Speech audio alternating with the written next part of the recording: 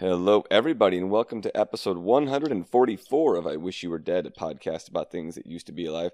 My name is Mike, that is Gavin, and that is Fia. And I want you both to take a guess as to who the greatest living athlete is right now. Greatest living athlete? Greatest living athlete. I mean, Ooh, I'm a basketball is it Simone fan. Biles? It is not Simone Biles. I guess, but I'm a basketball fan, so my inclination is to say either Michael Jordan or LeBron James. But I think probably it's probably like Katie Ledecky. Simone Biles was also an excellent guess. All wonderful guesses. You're all wrong. Today, as we're recording this, it's Monday, September 2nd. Happy Labor Day. And there was, happy Labor Day to everybody. Happy late Labor Day by the time you're hearing this. And Netflix had the live special, Joey Chestnut versus Takeru Kobayashi in the hot dog eating contest. And Joey Chestnut downs 83 hot dogs and buns in 10 minutes. The man is unstoppable. It was incredible to watch. New world record. It wasn't quite like the 4th of July. It had a different feel to it. But when you watch an athlete in their prime, whether it's Jordan on the basketball court, or Simone Biles doing gymnastic stuff, or Joey Chestnut just throwing down 83 hot dogs and buns. It is the kind of thing when you're witnessing greatness, you just have to tell someone about it. You know, and so I just wanted to make sure that we brought that up, that we are witnessing history every day. You know, the human condition contains multitudes. And I feel like that's a good that's a good moral to take from that is athletics come in all shapes and sizes. And some have, very well defined muscles. Others have very well defined gastrointestinal tracts. So absolutely. Do either of you guys watch the hot dog eating contest when it's on July 4th? No. You are missing out. I think I have once when I was 12. There was one time I was at somebody's house and there was somebody who was a vegan there, and I was like, it was 4th of July, and I was like, well, we're watching this. And to her credit, she was a good sport about the whole thing. But man, I don't know, man. There's something special about it. You guys talk now. I'm out of stuff. Anyway, welcome to potentially more listeners than we might be used to if this is your first experience with the podcast. This is completely normal. This is kind of par for the course. Welcome to our show, which, believe it or not, thus far, it is a paleontology-focused podcast, despite what you've heard. We'll get there. But yeah, so I guess if you're coming to us from the wonderful folks over at the Common Descent podcast, you'll know who we are. But this is a show where we talk about some paleontology stuff. Every now and then we talk about some U.S. history and some modern ecology as well, depending on whose episode it sort of is. Mike is our resident high school history teacher, and Fia is currently working on a PhD in modern marine ecology. And so we like to sort of share the love and expertise that we have here on the show. Although expertise is a little bit of a loose word. So we try to have sort of segments that, showcase everybody's knowledge here. We like to make everybody here on the show feel included. Before we get into any of the meat besides the hot dogs of the show, Fia, do you have any housekeeping for us? Of course. So, those of you who are new, don't forget to rate the show. And those of you who are old, of course, we welcome everyone. Don't forget to rate the show on whatever platform you listen to us on, and to follow us on Twitter, Facebook, and YouTube to give us feedback about the show and any future topics you would like to hear on the pod. If you would like to be a guest on the show, which we would absolutely love, please be sure to fill out the guest form, and all this stuff can be found in the show notes. And then, Gavin, what is next episode topic? So I don't know what we're talking about next week. Typically, the way our sort of schedule works is every episode that ends in 5, Fia takes an episode, and then every episode that ends in 0, Mike takes an episode. But as I mentioned a little bit ago, Fia's currently working on a PhD.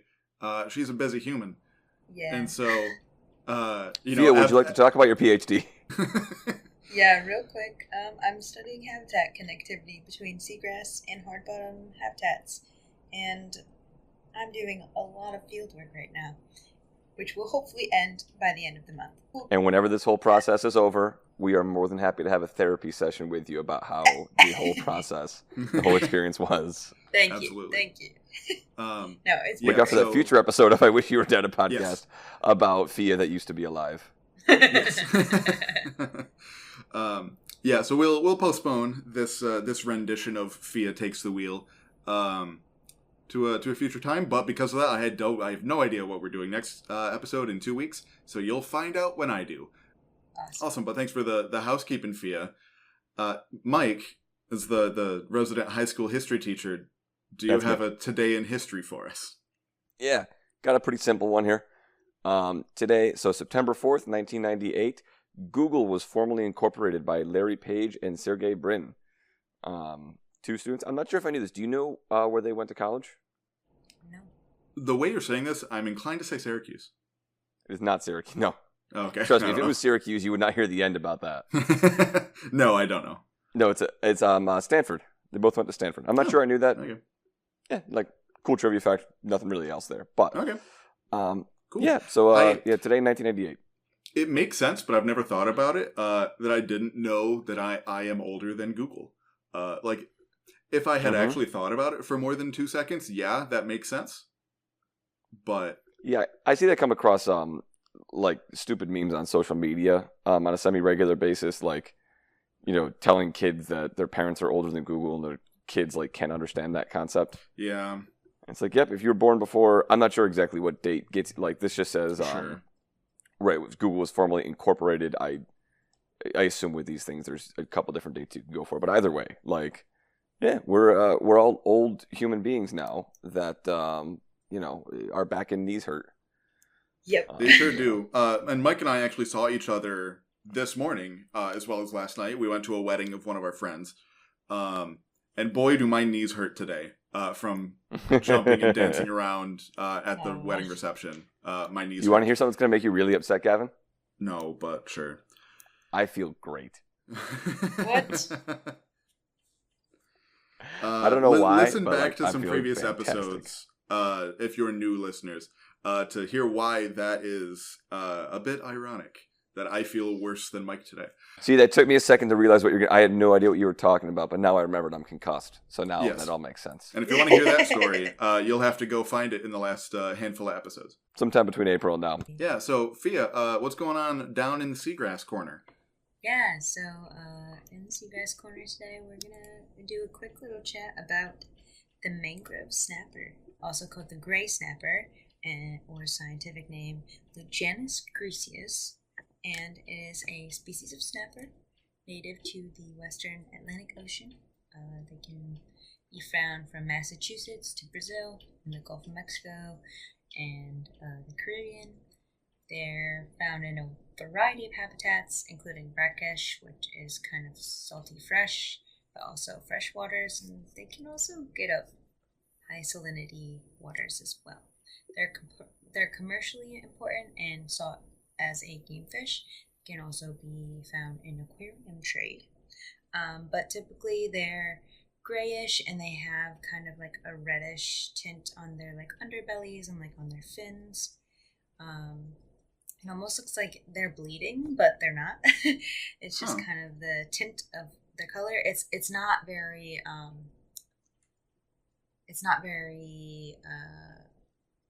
deep and dark. It's kind of like a hint of red, so that's why it kind of seems like it's bleeding, because it's just like, oh, is that like blood? Like, try to wipe it away, but it's not. And so they're called mangrove snapper because they can be found near mangroves, and that's because they really like they prefer structure, so they'll also be around docks, shipwrecks, any sort of thing that has structure. But that is the mangrove snapper. Cool. All right, well, thank you for that, Fia. And with that sort of closes out the intro section of the pod.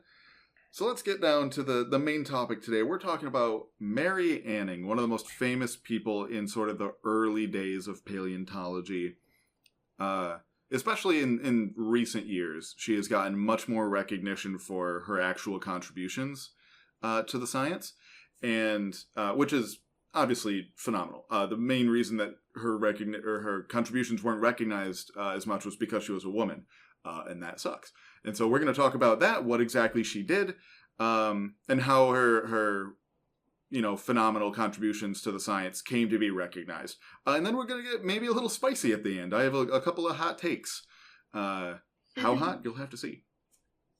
But yeah, so Mary Anning was a fossil collector, seller, and paleontologist from southern England, born in 1799. So this is sort of the very early days of sort of organized paleontology. As I mentioned, just as a woman in the early 1800s, her contributions to society in general have been underplayed and were sort of forgotten for a long time. And it wasn't until a little bit in the early 1900s, but until sort of the recent 50 years or so, that her contributions have become more widely recognized for really how extraordinary they were. They even made a movie sort of about her that came out in 2020. More on that later. Like I said, Anning was born in 1799, and as per usual, I always like to do when we're ever talking about a person or a geologic time period to sort of see where things were at before this person came in, to see like what effects they had. So throughout the 1700s was a very important time for the sciences in general, but geology and paleontology in particular. Throughout the late 1600s and early 1700s, extinction as a concept was kind of laughed at by most people, and by many people considered heresy. It was basically seen that the whole concept of extinction was inconceivable because that would imply that the Christian God's creation was imperfect. Saying things like that could get you killed in the 1600s, or at the very least shunned and exiled. I would love just like a list of things that could get you killed in the 1600s. Yeah. That today are said on like daytime children's shows. Like, I don't know, man. But yeah, that's not to say that fossils hadn't been found by the early 1700s. They definitely had, but a lot of fossils, especially like relatively recent ones, kind of just look like modern animals, especially things like marine invertebrates like bivalves. To someone who doesn't really know what they're looking at, a clamshell is a clamshell. Yeah. So, the fact that they found seashells like, clams and other bivalves and stuff very far away from the ocean was actually seen as proof as supporting, supporting evidence for like the Great Flood, Noah's Ark type stuff. I am not well versed in religion, and this is kind of the last we're going to talk about religion for a little bit. So, no further comments on religion. All that those sort of, getting killed for heresy by talking about extinction was kind of changing by the late 1700s, though, with very famous naturalists like Georges Buffon and Georges Cuvier. See episode 103 about that eugenicist weirdo.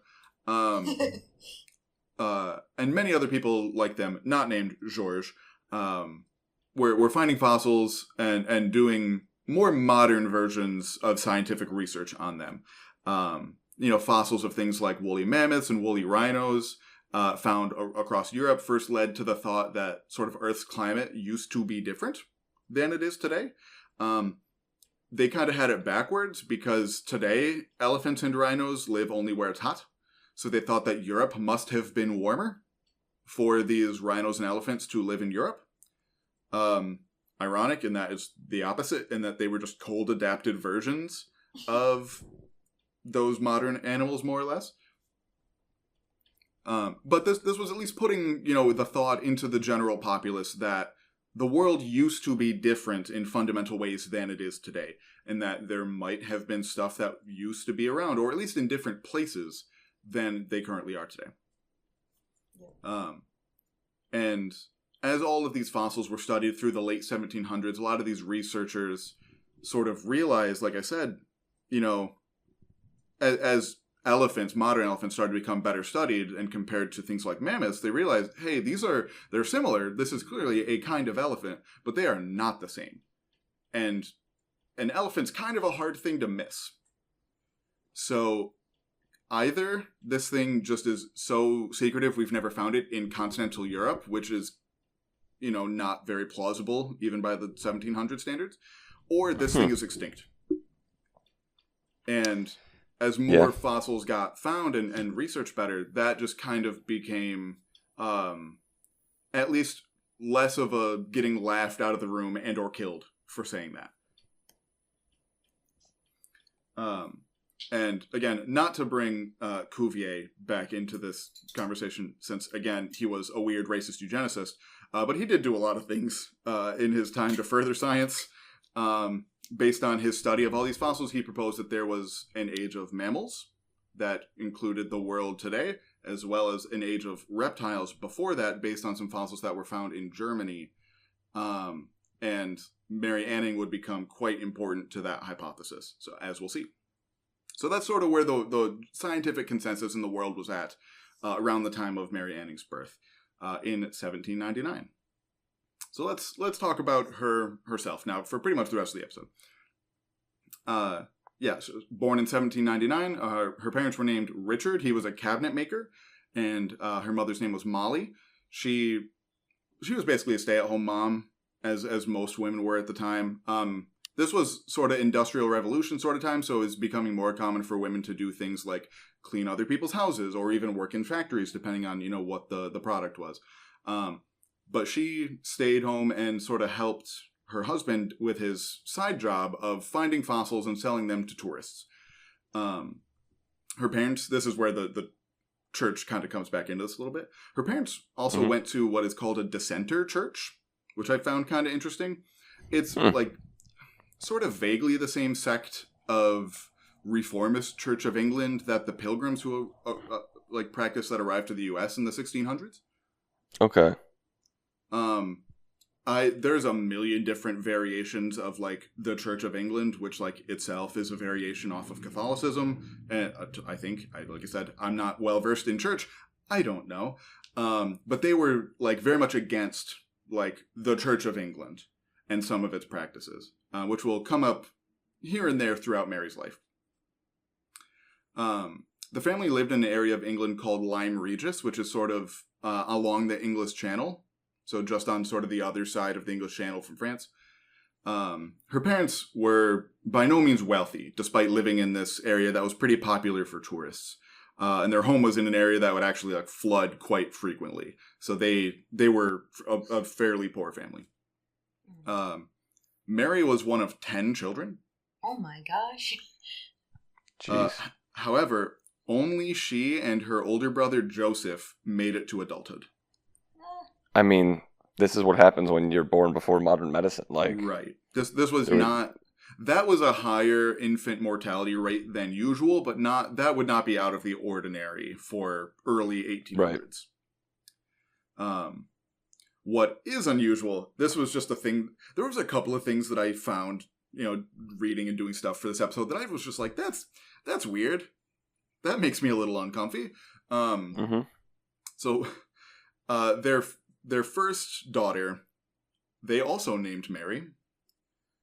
That Mary died at the age of 4 in a fire, 5 months before the Mary Anning that we're talking about today was born. Wild. So they named her Mary sort of like in honor of her sister. And like, maybe this is me being from a time where infant mortality isn't 50%. Right. Maybe that was more normal at the time than it seems to me now. I don't know. Still just doesn't feel great to be named after your dead sister. I don't know. It's giving like, if you had a pet golden retriever and its name was like Bark, and then you just got a new one and named it Bark also. Yeah, just weird energy right to start Mary's life. Definitely. Yeah, Mary Anning also has some other weird lore about her from the area that she's from here. Apparently, when she was a bit over 1 year old, some women who her parents knew sort of were holding her at some kind of like traveling horse show that like came to town. So they went to see it. I'm not sure where the parents were. Either they were working or something, but Mary was being watched by some of her parents' friends. And then lightning struck a tree where the three women that were watching Mary killed all three women. Mary, just fine. One lightning strike, all three? One lightning strike, all three women. Damn. Apparently, so supposedly Mary was like a pretty sick kid in, her year and a half before that, but was miraculously healthy afterwards. How accurate is that? How much of that is, 200 years of lore around a famous person to just make their life seem more interesting? Yeah. I don't know. But again, just some weird stuff that comes up when you research famous people from 200 years ago. Mm-hmm. But yeah, so growing up, after this eventful lightning strike, I guess, she basically learned to read and write through the church, which was not very common for people at the time in general. Literacy rates in the early 1800s for poor families were very low. And so she learned to read and write through her church because that was like one of the main tenets of sort of this sect of the dissenter church, is that they wanted to educate the poor. That was very much not the position of the Church of England at the time, who did not want an educated working class. Happy Labor Day. The pastor at this church had published a few articles here and there in sort of a circulated dissenter church magazine that encouraged readers to study geology. And Mary supposedly kept a copy of this article like in her stuff from a very young age, basically as soon as she could read. Their sort of status as dissenters caused some trouble for the family here and there. They were excluded by law from like working certain jobs, typically some of the higher paying jobs. They just legally were not allowed to work. Or even getting like certain government benefits and things like that. They just were not allowed. And so, that's not right. Yeah. Also, from a pretty young age, on top of learning to read, Mary went out to help her dad and her older brother, who I think was 4 years older than her, to collect fossils. Like I said, that was kind of her dad's side hustle on top of being a carpenter. And so... And how old was she when she did that? I think, depending on what you read, somewhere around 7 is when she started going out and collecting fossils with her dad. Mm-hmm. And the reason he had to do this at all was because, A, like I said, they were quite poor, but also the economy was just getting worse and worse because at this time the French Revolutionary Wars were happening. And then after that, the Napoleonic Wars. A lot of England got their wheat and stuff from France. And so when they're not, when they're chopping off the heads of the monarchy, they're not growing food. So, yeah, the French farmers were too busy eating the rich to grow food. Again, unrelated. Happy Labor Day. Because of those wars, though, this was sort of like an indirect boon to the family, because the wealthy English tourists that would normally have gone to France for vacation came to Lyme Regis instead, the town where they lived. So it was already kind of a touristy spot. The tourism grew much more during this time because they couldn't go to their normal vacation spots. And so around this time, early 1800s, fossils were mostly sold like this as sort of like trinkets and curios, like paperweights, necklaces, that kind of thing. They weren't really seen for their significance to science yet. And so that was mainly who sort of the clientele of all of these various fossil shops in Lyme Regis were just, travelers looking to pick up something pretty on their vacation. The fossils in this area mostly consisted of sort of like marine invertebrate fossils from the Jurassic period, somewhere around 200 million years ago or so. So a lot of things like ammonites, which we've affectionately called swirly-shelled squid boys on the show before. Belemnites, which are sort of the unswirly-shelled squid boys. So it's instead of being like a curlicue or like a spiral in on itself, it's just like a long kind of oval shaped shell from, internal shell of a cephalopod, but, another type of mollusk, squid-esque marine invertebrate. As well as some vertebrae of marine reptiles. Those were much less common than the invertebrates, but still there, every now and then. To most people, all these things just look like weird rocks, sometimes with neat colors and patterns, especially those invertebrates. Ammonites can be very brightly colored and can be very pretty. So Mary's father basically took the kids out, especially during winter, because the cold weather would basically cause more rock slides, which would reveal more fossils. Very unsafe, but, that's how you had to make a living. Then, in 1810, when Mary was only 11, her father died. Oh, no. From a combination of tuberculosis and a previous fall off a cliff. So, he did 2 wild things. Wow, okay. Yeah, he didn't die from falling off a cliff, but he had fallen, and then that just kind of made him weak on top of tuberculosis, which is, very widespread at this time. And so basically that left the family with, the main source of income gone, quite a lot of debt, and no savings, and basically needing to apply for the 1800s version of like welfare, family assistance sort of stuff. And, the family continued to sort of muddle through and collect fossils, which, a lot of it is sort of focused on Mary's father and her, but the mom and the brother were also quite good at it. So it wasn't just, the one person in the family. It was a whole family effort, especially at this time, right after Mary's father's death. Yeah. The first big find of Mary's career was only the next year. So they struggled pretty hard for that first year. But it was it's the first one that's like attributed to Mary, but it was actually found by her brother. It was a 4-foot long skull, a basically complete skull, and a big one. So that was in 1811, and a few months later, Mary would later find the rest of the skeleton. Wow. Yeah. Damn. Okay. What was the skull of? We'll get there. Okay. They sold the skull to a local lord, because Europe, for £23, which on paper is the equivalent to about £1,500 today, but was probably worth much more than that to this family. Like, £23 is something that, like, that'd probably be just, like, based on various other, like, estimates of money things. It's hard to do inflation over 220 years. Right. So that would be, like, several months' pay for them.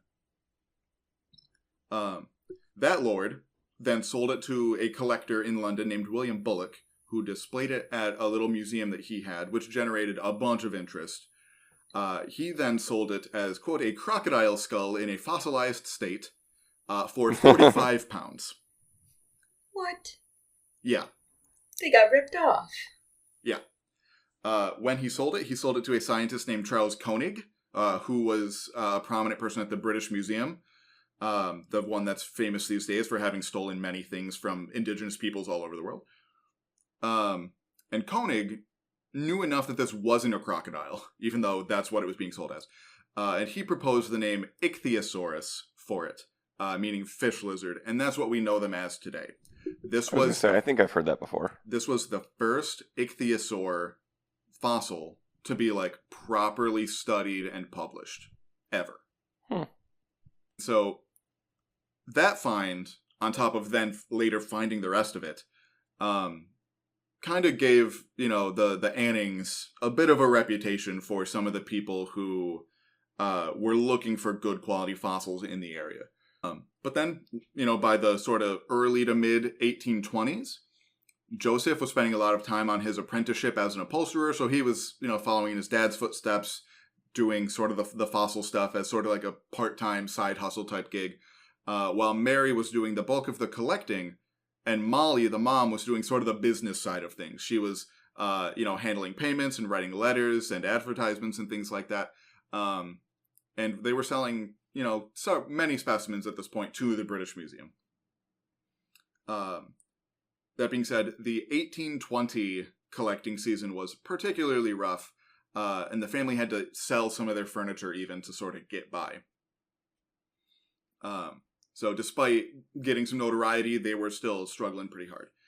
One of their main customers, though, at this point was a military lieutenant named Thomas James Birch. He basically thought it was just terrible how poor this family was, given how many great fossils they found and sold to the scientific community.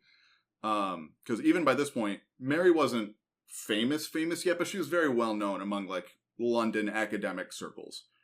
So basically, he decided to take all the fossils that he had bought from them, auction them all off, and give the family some money from that.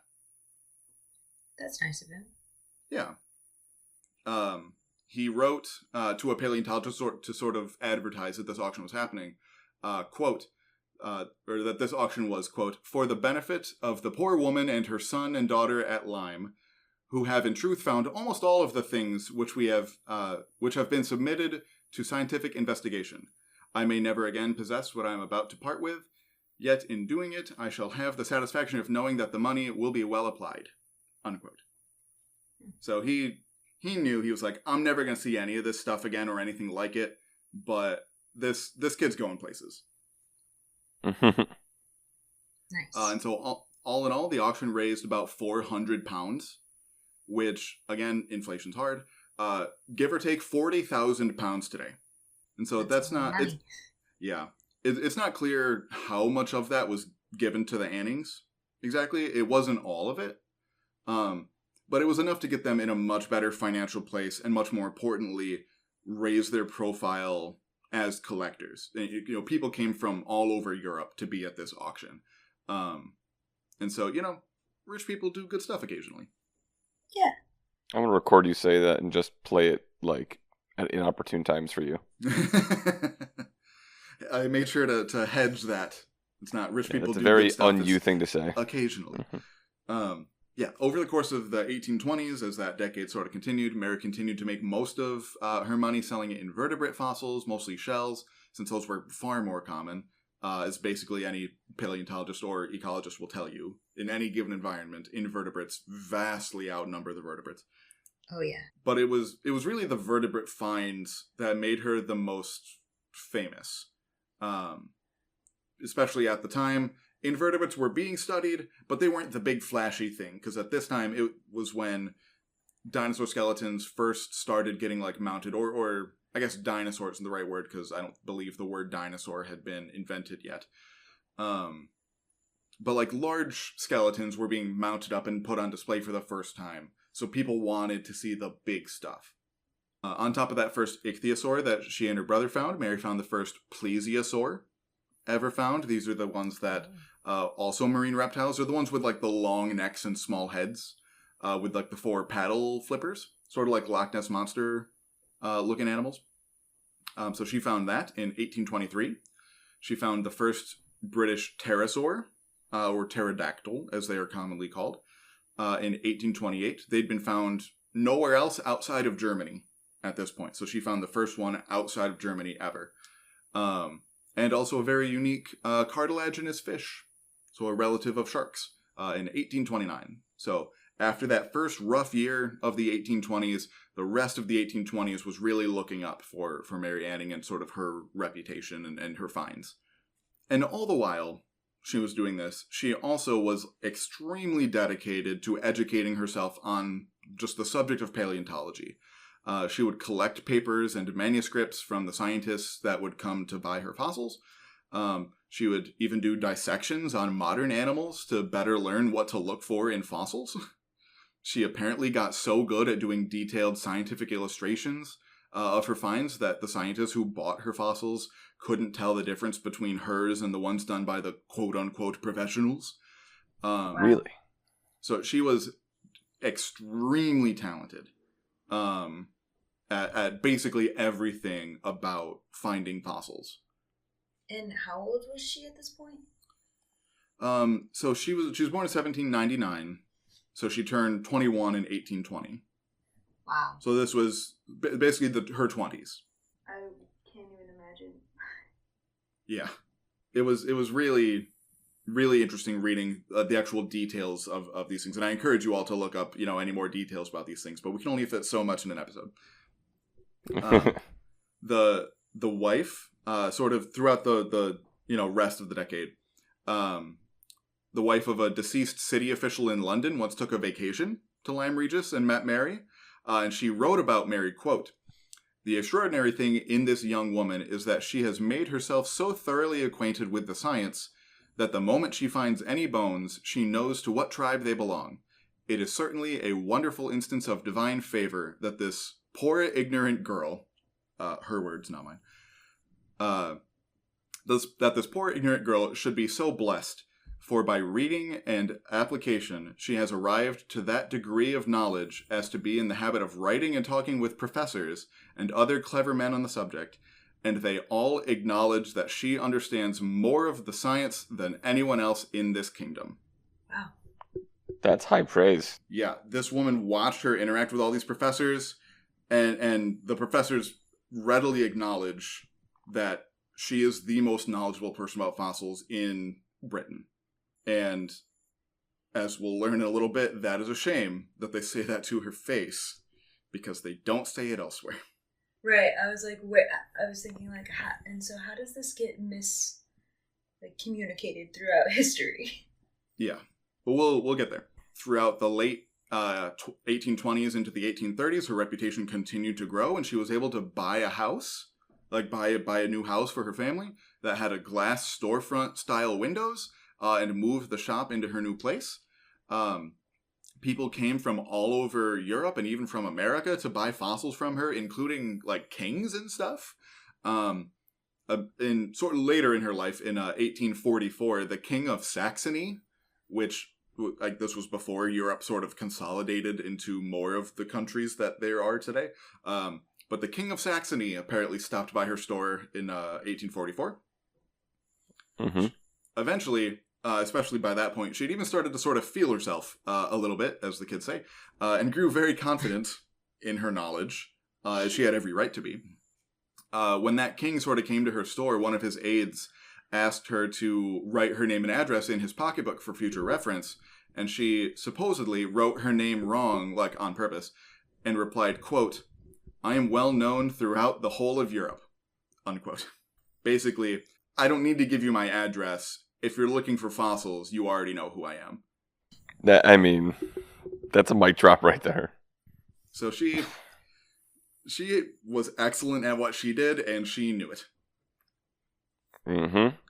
She also wrote into a natural history magazine that had published sort of a new genus of shark based on apparently it having a unique combination of tooth shapes.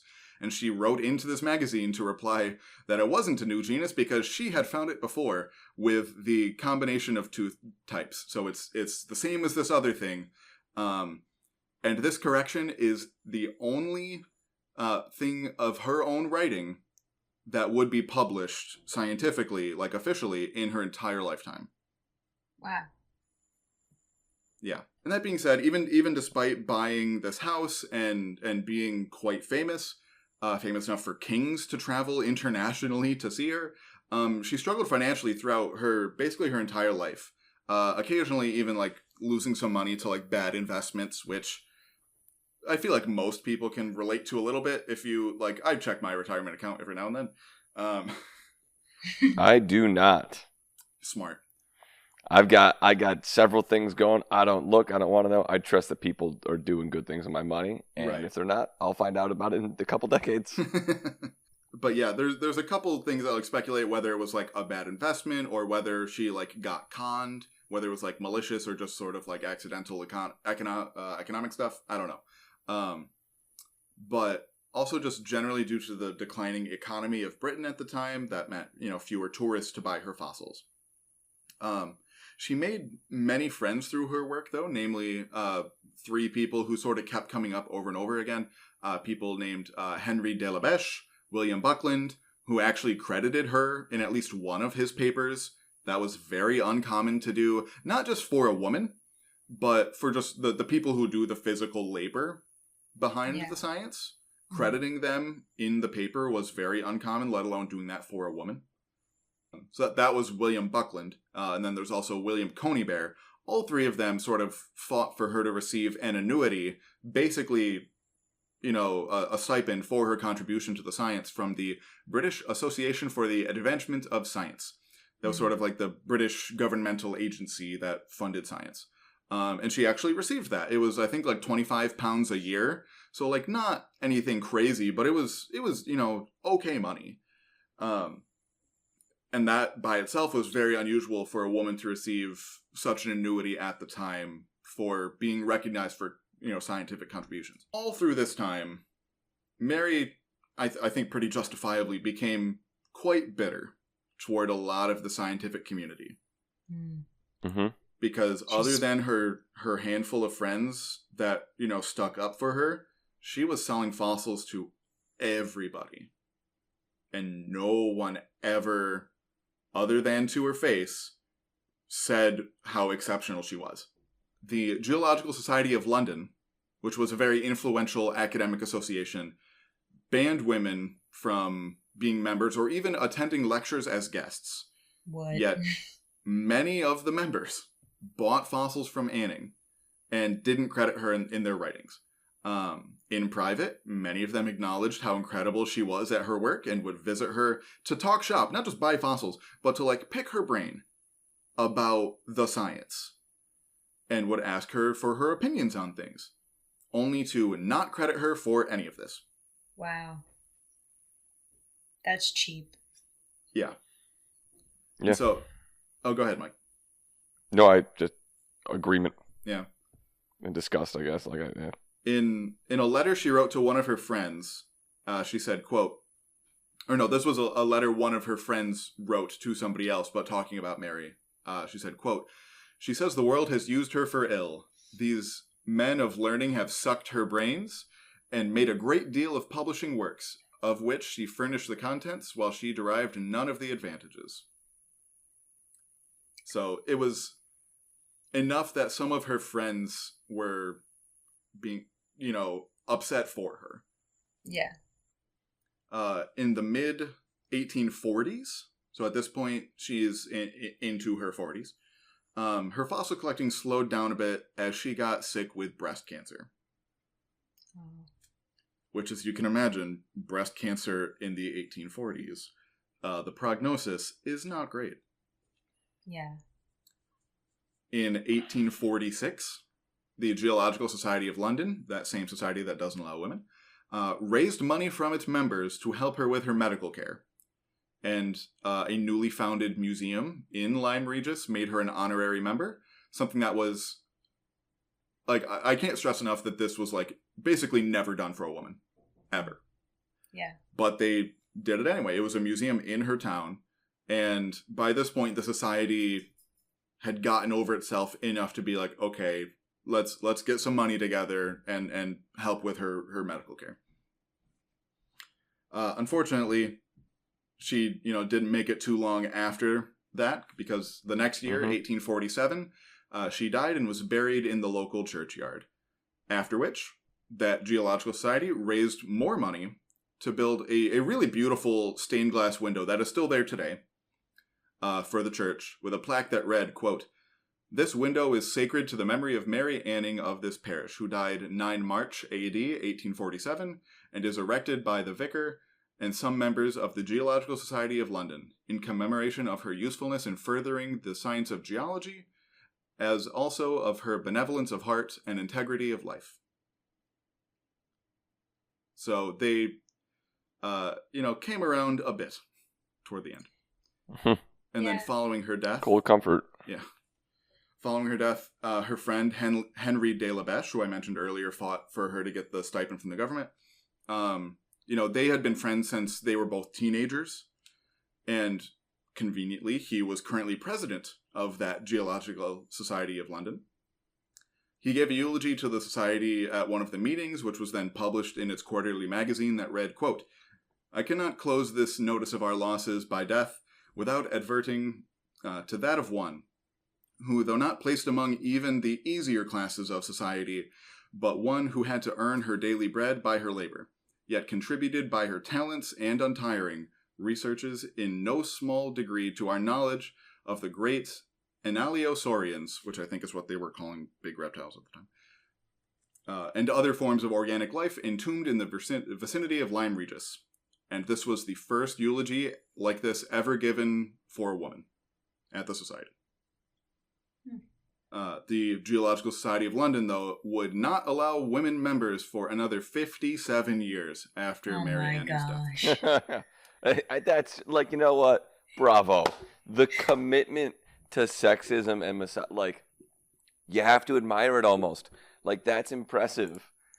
They felt bad, but they didn't feel that bad. Not that bad. Yeah, I am shocked when I hear about stuff like that anyone could be that committed to a cause so incredibly dumb and self-defeating.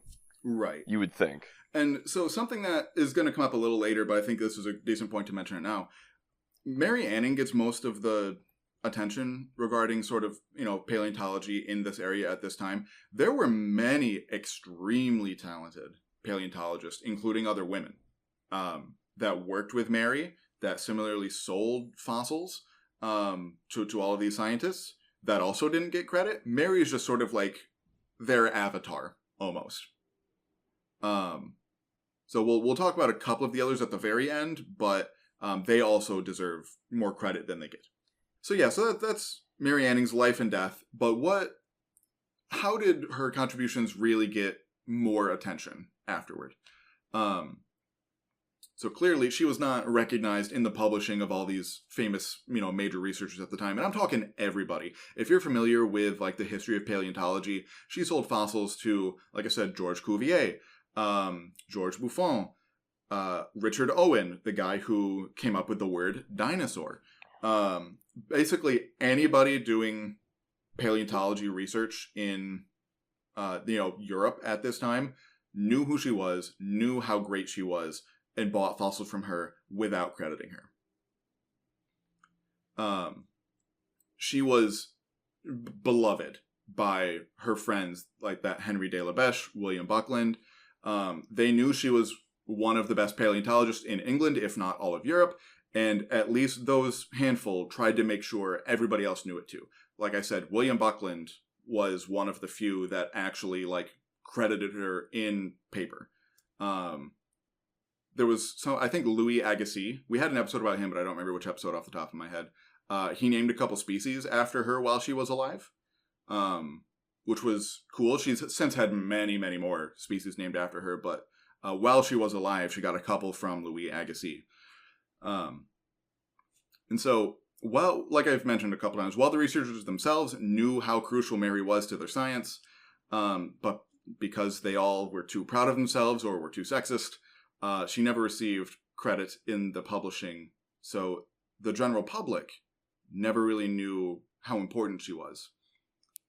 But as the researchers who had bought those fossils sort of became, not modern researchers, but historical figures in the field of paleontology throughout the 1900s, and people began to document their lives, just like we've done with people like Charles Darwin, or, in this case, Mary Anning. As we started to document all of those other researchers, finding their personal notes, their letters, that's really how it was discovered that Mary was this exceptional. Through, this people's personal notes talking about her. Which, what a strange route to become famous. Right. As people read through those letters and notes, hearing their thoughts about Mary and their reverence for her work and her knowledge, that's really how it started to happen. There a little bit of an exception. There was a museum that opened on her childhood home in 1902. So, not that long after her death, all things considered. But since 1999, her 200th birthday, she's been honored in museums all over the world. She's been on British stamps. She's been on British money. And has been, honored in museums and scientific, literature and academia the world over. So what specifically, we've mentioned a couple things, talk about her life. What specifically did she do? She is best known for her discoveries with ichthyosaurs. If you're not familiar, these are marine reptiles that were very common in the Jurassic period, kind of like dolphins, like the reptile equivalent of a dolphin is how they're compared a lot today. However, when she was doing her work, ichthyosaurs were basically unknown to science before her. In addition to her work on plesiosaurs, like I said, that other group of Loch Ness Monster-esque marine reptiles, those two in particular began to really advance the idea of extinction. And that was very convenient for folks like Georges Cuvier, who already had this idea of previous ages of the Earth, and really supported Cuvier's hypothesis of the age of reptiles before the age of mammals. Anning was one of the people who discovered that belemnites, and likely all other fossil cephalopods, like squids and things like that, had ink sacs, like modern squids and cuttlefish. They even were able to extract ink from some of the ink sacs and write and draw with it. Wow. Yeah, so 200 million year old ink. Which is pretty cool. Awesome. That's fantastic. Yeah, once they sort of figured that out, that was Mary, and I forget, I think it was Elizabeth Philpott was one of her friends who discovered that with her. And that became, a common practice with all of the fossil collectors in this area. And they began using that to write with basically all the time. They were like, it's free ink. We just have to go out and find it, which we're doing anyway. And then they would sell things that they drew with it, 200 million year old ink. Anning was one of the first people who recognized fossilized poop in the intestines of all those ichthyosaurs that would later come to be called coprolites. That's the thing that, one of the things that William Buckland gave her credit for when he presented these coprolites to the Geological Society of London for the first time. He actually mentioned Mary by name and gave her credit at this presentation.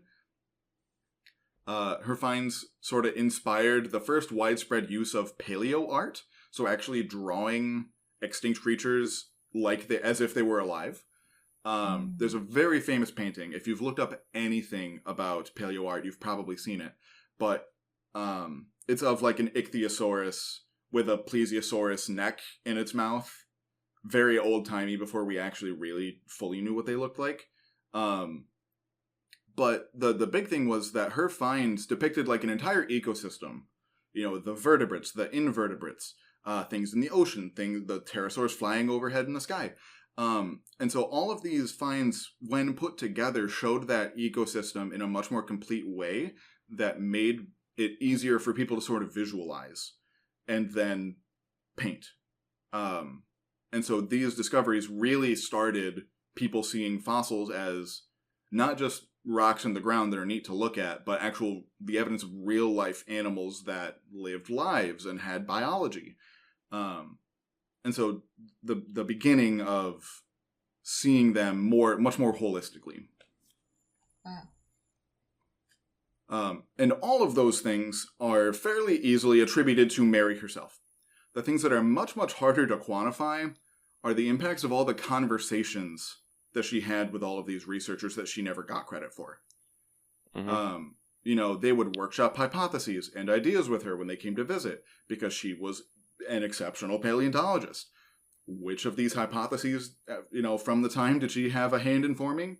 Which of these hypotheses went on to influence people like Darwin or others in the later 1800s? We'll never know the answer to that.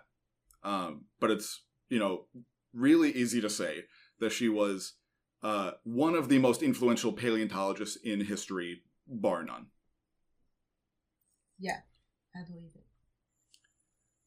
And so this was sort of where the episode was gonna end. And then I read more about her representation in the media. Not like, reporters talking about, a new exhibit opening about her or anything. But specifically her representation in historical fiction. Such as? So she's had several novels written about her life. And again, not biographies. Novels. Fiction. And also, as I mentioned at the beginning, a movie that came out in 2020. In a lot of those pieces of media, they're almost always, like I said, historical fiction where the book or movie is like based on her life, but take historical liberties and add things that didn't really happen.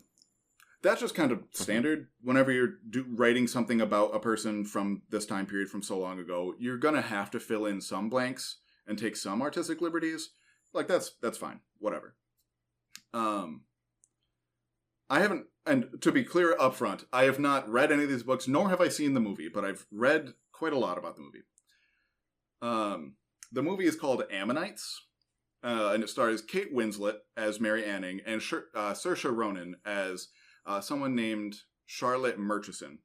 And this movie caused a bit of a stir when it came out because it depicts those two characters having a gay relationship. Oh. Is there any... I assume there's no evidence to back this up? You might have noticed I didn't mention anything about a relationship one way or the other with anybody in her life. Because there is no evidence that she had any kind of romantic relationship with anybody. So this was just invented as, like, to advance a plot? More or less. So this person that Saoirse Ronan played, Charlotte Murchison, was a real person. She was one of Anning's friends. Like, they were very good friends. Her husband was a collector and was, somewhat of a regular at Mary's shop. And he basically wanted his wife to become knowledgeable about fossils like Mary. And they became good friends. All of that is absolutely true. And like I said, in the film, the women start a romantic relationship. There is no evidence of that whatsoever. And given that Mary Anning's life has been combed over pretty well, with a very fine-tooth comb, if she had had any relationships with anybody, we'd probably know about it. And there's nothing there. No, not that I could find. And I also want to preface this here. Big supporter of the gay community. Many very important people in my life are various shades and colors of gay. However, I think it's weird to project a fictional gay relationship onto a person who lived an otherwise extraordinary life, just as I think it'd be weird to project a fictional straight relationship onto a real person who lived an extraordinary life. Like, there's no evidence. I would think it's equally weird if they portrayed her in a straight relationship, because there's no evidence for that either. Right, so your issue is the relationship, like the gayness of it doesn't seem to factor. No, not at all. And the thing that kind of makes me the most angry is that, again, this movie doesn't start until the 1840s, well after most of her, like, well-known finds and stuff. Mm-hmm. So, like, again, this is somebody taking away her accomplishments and her fascinating entire life to make it about the relationship that did not exist. It almost makes you ask, like, why did this get made? Like, yeah, because she had an incredible life that really deserves, like, a really cool biopic. Like, a really cool, like I know that, and this is not in my notes anymore, this is just me spitballing. Oppenheimer. I know, obviously, they took some artistic liberties with that, but, reasonably historically accurate, as far as I'm aware. I think Mary Anning deserves a movie with, like, the budget of an Oppenheimer, because her life was so fascinating. And they chose to ignore pretty much all of that for this relationship that did not happen. And that makes me angry, regardless of who the relationship is with. Right. So, right, because, like, this is one of those things, if you're going to, like, make the piece of media, make the piece of art, like, there was enough there to just do something that is at least grounded in reality. And there's, like, plenty, you can make up a fictional character if you just want to tell a particular story. Right. And say, oh, it was influenced, we took inspiration from this person's life, but Exactly. also this is a fictional, that happens all the time. Also, how old was she? At that point, she was in her 40s. Okay. Although, it's funny you bring that up. Sort of like a plot point in the movie is, relationship drama happens. They separate or whatever because the Charlotte is married, and so she goes back to London, Mary gets sad. And then Elizabeth Philpott, the person who she discovered the ink with, who, again, fantastic paleontologist, excellent contributions to science.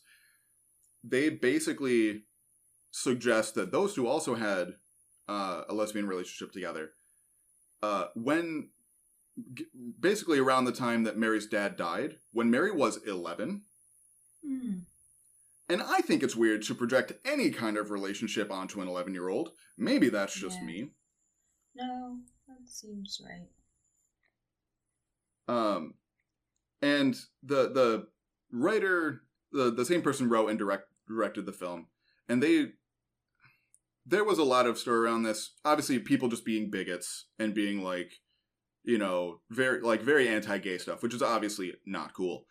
But the director kind of defended it, basically being like, let me read a direct quote, so I'm not misrepresenting here. Quote, after seeing queer history routinely, quote, straightened throughout culture, and given a historical figure where there is no evidence whatsoever of a heterosexual relationship, is it not permissible to view that person within another context? Would these newspaper writers have felt the need to whip up uninformed quotes from a self-proclaimed experts if the character's sexuality had been assumed to be heterosexual? Unquote. Which, I think that's a little bit of a fair point. If it had been a fictional, you know, heterosexual relationship, there would not have been as much of a stink sort of raised about it, I'm sure. But this very much, to me, this gives, history will say they were roommates energy. And it's like, yeah, there's a lot of memes and stuff about that online, but this is a real person's life who did a lot of amazing things that this writer and director is basically ignoring. So anyway, that was the spiciness that I mentioned earlier. Like I said, big supporter of the queer community. Many people in my life are you know, queer in various ways. This just feels weird to me. And Mary Anning, I think, deserves an actual thing, you know, a movie that honors her actual contributions and how cool her life was, not just making things up about her. So, which is why we're proud to announce our new Patreon. No, so we can fundraise. No, we have very funny. Yes. But yes, if you want to learn more about a cool person in paleontology who was actually queer and lived, by all means, a phenomenal life, look up Franz Nopscha. He was a fairly openly gay paleontologist from the late 1800s into the early 1900s who traveled around Europe doing paleontology and making maps on a motorcycle with his boyfriend. Wow. He also deserves a movie. He seems like he rules. Although he had a very sad end to his life. Spoilers. But yeah, so there are many, like, actually queer people in the history of science that have movies should be made about. That's another thing that also kind of bothered me. Is, like, there's lots of cool queer people in science throughout history that you didn't have to make up. But you chose to do that anyway because her name is very famous. Right. So... Anywho, that's Mary Anning, one of the best paleontologists ever, and someone who deserves, however much praise she gets from paleontologists today, she deserves much more. And I'm glad we were able to finally get to her on an episode of this podcast here. Me too. Yes. Well, for all of our new listeners, this has been episode 144 of I Wish You Were Dead, a podcast about things that used to be alive. Who knows what we're going to talk about in 2 weeks, but we release this show every other Wednesday. So, we hope to see you guys there. But until then, take care, everybody. Bye. This episode of I Wish You Were Dead was written by Gavin Davidson and hosted by Gavin Davidson, Mike Bryson, and Fenella Campanino. It was sound edited and edited for YouTube by Gavin Davidson. Special thanks to former guests of the pod and to listeners like you.